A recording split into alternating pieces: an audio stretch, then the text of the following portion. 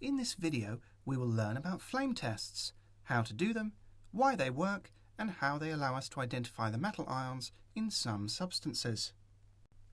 We'll look at the colours produced by alkali, alkaline earth, and other metal ions. A flame test is an experiment where a substance is put into a flame. Some substances give the flame colour. Understanding which substances produce which colours can help us identify unknown substances. Many substances will burn in a flame, producing red, yellow, white or blue hot flames, depending on the temperature. For a flame test, the colour is pretty consistent across the temperature range. For a flame test, the key factor is the heating, not the burning. Only some substances will generate visible light when heated in a flame. If a substance does produce a visible flame colour, that colour will be unique, although sometimes it is difficult to tell the difference. Let's have a look at how to do a flame test. There are many ways to do a flame test, but one of the simplest is the use of a platinum loop. A loop of platinum wire is very unreactive and does not colour the flame. In the first step, the loop is repeatedly cleaned with hydrochloric acid and put in the flame until all contaminants are removed. It's easy to tell when this has happened because putting a clean loop in the flame will not change the colour of the flame. The loop is then dipped in a test substance, either a solution or a powder perhaps, and put into the flame. If the flame colour changes, the colour is recorded. You could write down a description or take a picture. It is important that the flame is hot and does not produce a strong colour itself. If using a Bunsen burner, it is best to use a blue roaring flame rather than a bright yellow safety flame, so that colour from the ions is easier to distinguish. To achieve a roaring flame, we just open the air inlet at the base of the Bunsen burner. Now let's look at what a flame test might look like for a common substance like lithium. When a substance containing lithium ions is put into a flame, the lithium ions emit visible light, turning the flame red. A lithium ion, Li+, has the electron configuration of 2 or 1s2. When heated in a flame, the electrons are excited, jumping to higher energy levels. When electrons fall back down, they can emit photons of light. The bigger the gap, the higher the energy of the photon, and the smaller its wavelength. The colour we see can be the result of many different wavelengths of light being emitted at the same time, but the wavelengths of light are unique to each element, so the colour we see is unique as well. That's not to say that the descriptions of the colours are always unique. Here's a table of ions and the colours of flame they tend to produce, along with a common description of the colour. The colours given are approximate. As you can see, there are some ions which produce very similar colours. Lithium and strontium deliver a similar red.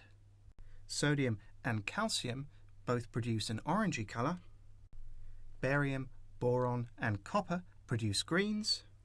And potassium, rubidium and cesium all produce purples. Telling these apart can be difficult, so other chemical tests might be needed, or a diffraction grating or spectrometer can be used to analyse the light in more detail. Some ions tend to produce more light than others. Potassium ions, for instance, produce a pale flame, while sodium ions produce a much stronger colour. If a sample is contaminated, the colour from one ion may overpower that from another, so it is best to do flame tests with very pure substances.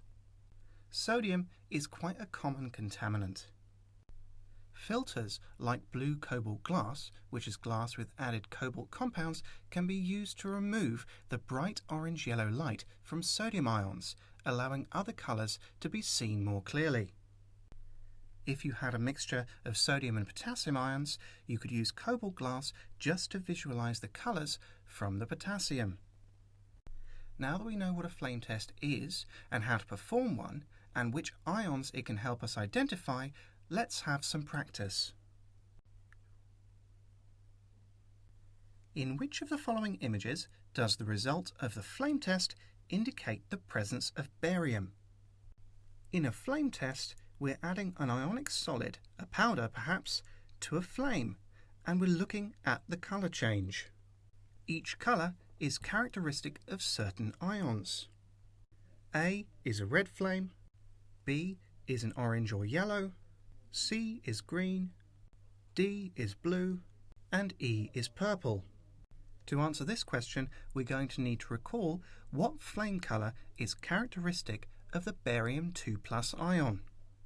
A green flame is indicative of barium 2+, boron 3+, or copper 2+. So we can be pretty sure that the green flame is the one most likely to indicate the presence of barium. A red flame is associated with lithium plus or strontium 2+. An orange or yellow flame is indicative of sodium plus or calcium 2+. A blue flame like this is most likely indicative of copper plus, while a purple flame, depending on the depth of its colour, is more likely to indicate potassium plus, rubidium plus, or cesium plus. So, of the images given, the one that indicates the presence of barium is flame C, the one with the green flame. Now we've looked at a visual example, let's look at one that requires more memory. Which alkaline earth metal most resembles copper when analysed using a flame test? A flame test produces a colour depending on the ion. The alkaline earth metals are otherwise known as Group 2 on the periodic table. The elements in Group 2 are beryllium, magnesium, calcium, strontium, barium, and radium. Radium is rare and radioactive, so for the purposes of this question, we can ignore it. Each of these elements tends to form ions with a 2+ charge. To answer this question, we need to recall what colour flame copper produces in a flame test and compare it to those of beryllium, magnesium, calcium, strontium, and barium. Depending on the compound of copper, will produce a blue-green flame. Beryllium and magnesium have no characteristic flame test colour. Calcium ions turn flames orange-red, strontium ions turn them bright red, and the flame test colour for barium ions is green. The closest colour of these to blue-green is the green of barium. So the alkaline earth metal whose flame test colour most resembles that of copper is barium. That's two examples where we looked at particular colours of flame. Now let's have a look at the practical aspect. A student uses a flame test to determine whether the major product of a reaction is a potassium salt. Which of the following would not improve the quality of the test? A. Closing the inlet of the Bunsen burner. B. Dissolving the product in hydrochloric acid. C.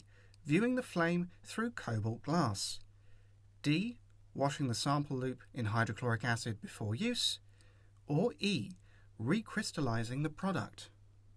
A flame test is a way of checking for the presence of certain ions by the production of a particular colour of flame.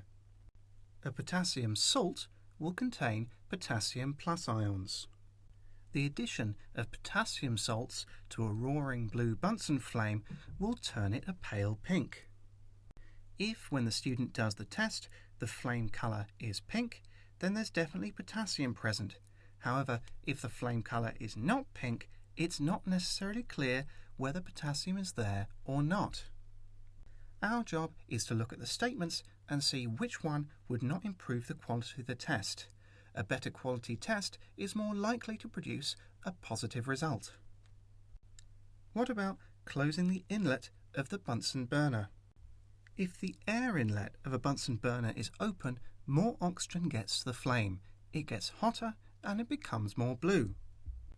If you close the inlet of a Bunsen burner, you'll produce a safety flame, which is a bright yellow. A bright yellow flame is likely to mask the pink of any potassium. So closing the inlet of the Bunsen burner would definitely not improve the quality of the test. Let's have a look at the other options just to be safe. Dissolving the product in hydrochloric acid first will make the solid easier to vaporize. In solution, the ions are already separated, so when they're heated up, they'll all go into the air and start emitting light.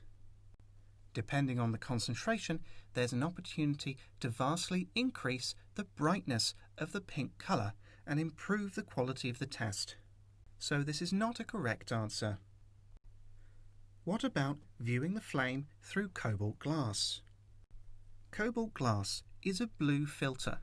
Viewing the flame through cobalt glass will remove the orange-yellow bright light from sodium. This will allow the pink colour from potassium ions to come through more clearly, improving the quality of the test. Sodium ions are quite common contaminants, so this is likely to be a good idea.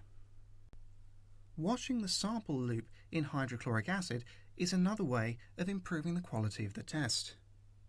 Washing the loop removes other contaminants which might colour the flame differently and lead to an ambiguous result. Finally, we have recrystallizing the product. Recrystallization will purify the product. A more concentrated product means fewer contaminants that are likely to interfere with the results of the test. So recrystallizing the product is a good way of improving the quality of the test and therefore is not our answer. So of the 5 options given, a student doing a flame test to check if potassium is present in the product should probably not close the inlet of the Bunsen burner in order to improve the quality of the test. Now that we've looked at a few examples, let's wrap up.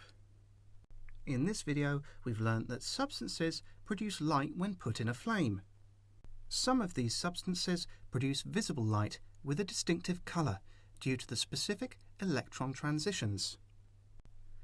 And the distinctive colours can be used to help identify specific ions in substances.